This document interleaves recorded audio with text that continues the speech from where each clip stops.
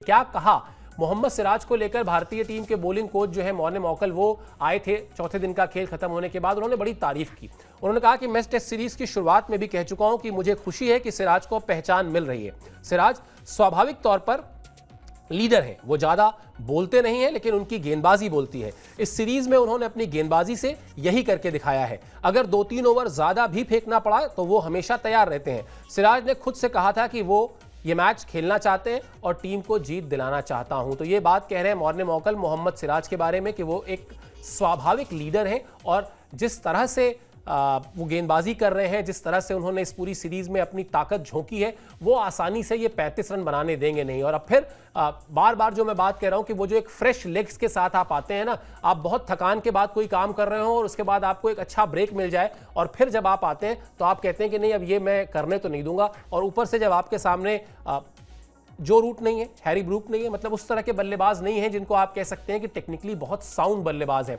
वो सभी बल्लेबाज भारतीय टीम आउट कर चुकी है। अब आपके सामने सिर्फ और सिर्फ एक खतरा है, जेमी स्मिथ। अगर मैच शुरू होते ही आपने जेमी स्मिथ को पवेलियन का रास्ता दिखा दिया तो इस मैच में यकीन मानिए वो 20 रन या 25 रन भी जो है वो बहुत ज्यादा हो जाएंगे इंग्लैंड के पुछल्ले बल्लेबाजों के लिए। क्योंकि क्रिस वोक्स भले ही बल्लेबाजी करने के लिए आएंगे लेकिन ये नहीं भूलना चाहिए कि उनके कंधे में चोट है और वो किस तरह से बल्लेबाजी करेंगे ये उनका दमखम बाद में देखा जाएगा।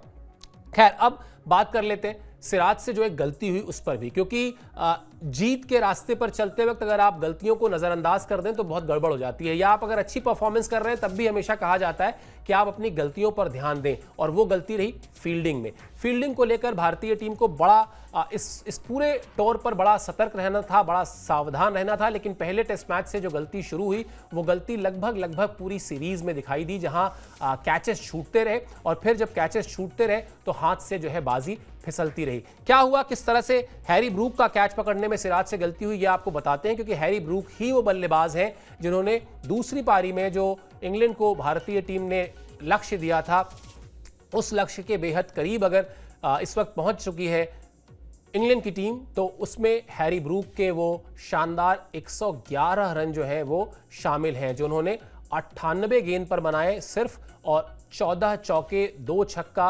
और जिस तरह से वो कैच उनसे छूटा, मोहम्मद सिराज का अगर वो कैच नहीं छूटा होता तो इस वक्त भारतीय टीम और बेहतर सिचुएशन में होती। इस वक्त भारतीय टीम का जो कब्जा है इस मैच पर और ज़्यादा मजबूत होता। तो ये मिलाजुलाकर कुल इस मैच की अभी तक की तस्वीर है। अभी जो है वो, जैसा मैंने कहा कि 35 रन की दरकार है इंग्लैंड की टीम को और 4 विकेट चाहिए भारतीय टीम को। इस पूरे अगर आपको सामने ये सिर्फ डेटा रखा जाए तो आप कहेंगे कि नहीं, इंग्लैंड की टीम का पलड़ा भारी है। बिल्कुल भारी है, लेकिन वो जो मोटिवेशन इस सीरीज में पूरी की पूरी भारतीय टीम ने दिखाई है, और जिस तरह से अब क्रीज पर कोई स्थापित बल्लेबाज नहीं है, कोई स्पेशलिस्ट बल्लेबाज नहीं है। अब आपको अगर जेमी स्मिथ का विकेट आपने निकाल लिया तो फिर उसके बाद इंग्लिश टीम यहां पर भयानक तौर पर मुश्किल में आपको दिखाई देगी। रहेगी हमारी इस मैच पर नजर रहेगी और हम पूरा फॉलो करेंगे। थोड़ा बहुत मौसम की भी जो है आशंका है कि बारिश भी अपना असर दिखाएगी, बीच में अड़चन डालेगी। लेकिन अब भारतीय टीम जब मैदान में उतरेगी तो ये सोच के उतरेगी कि बारिश से या किसी और चीज़ से उसको कोई फर्क नहीं पड़ने वाला। उसकी निगाहें उन विकेट्स पे होनी चाहिए जहां से भारतीय टीम को इस सीरीज में बराबरी का मौका मिल सकता है।